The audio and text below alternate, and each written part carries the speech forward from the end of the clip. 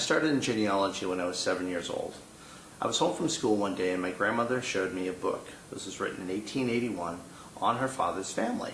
And as she opened it up, there was a tin-type photograph. I think I was most intrigued because the photograph was metal. I asked my grandmother who it was and she said that it was her father. And for a 7-year-old, the idea that his 80-year-old grandmother could have been young enough to have parents, but let alone a photograph on metal, was very intriguing. As I'm looking at the picture, she proceeded to tell me his story of his life and that he was on a whaling ship. Well, my attention was fascinated by this story and I was hooked.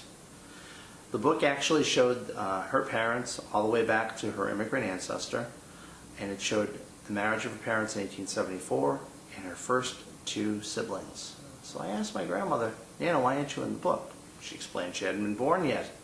So I said to her, well, let's work on a book together that includes the rest of your siblings and your children and your grandchildren, because I wanted to be in it too. And that was my first project in genealogy.